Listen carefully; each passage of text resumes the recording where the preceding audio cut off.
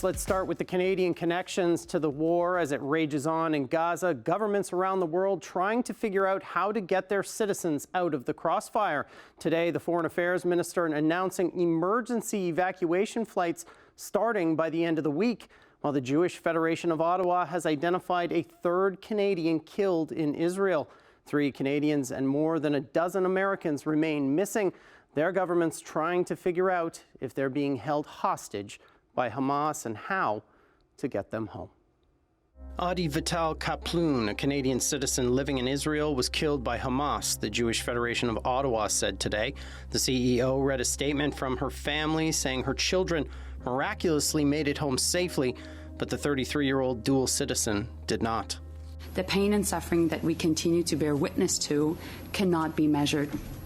Young lives have been cut short, families have been ripped apart, and it is absolutely heartbreaking. Global Affairs Canada has confirmed 2 Canadian deaths and are aware of reports of a third. Alex Luke of Montreal and Ben Mizrachi of Vancouver have also been identified as Canadian victims of the brutal attacks. This comes as Ottawa looks for ways to get Canadian citizens, permanent residents, and their families out of danger. We'll begin the assisted departure of Canadians from Tel Aviv in the coming days by the end of the week with the help of aircraft from the Canadian Armed Forces. They will arrive in Tel Aviv and bring Canadians to Athens. From Athens, people will board an Air Canada flight home.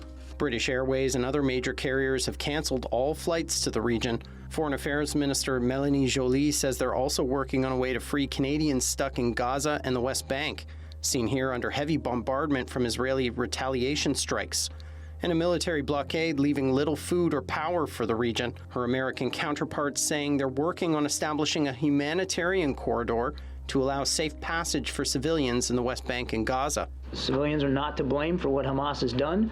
They didn't do anything wrong, and we continue to support safe passage. I don't have an announcement to make today. I can't tell you a specific route or a corridor.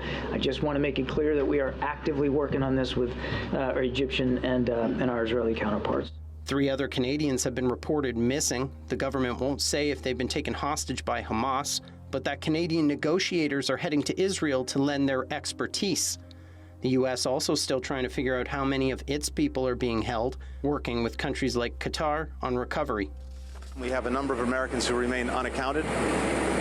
We are working very closely with the government of Israel to determine their whereabouts and if they have been taken hostage by Hamas, to work to secure their release. We want to get these all the hostages back with their families, particularly the American hostages, no question about that. Now, where they are and in what condition, no. Sadly, we don't know.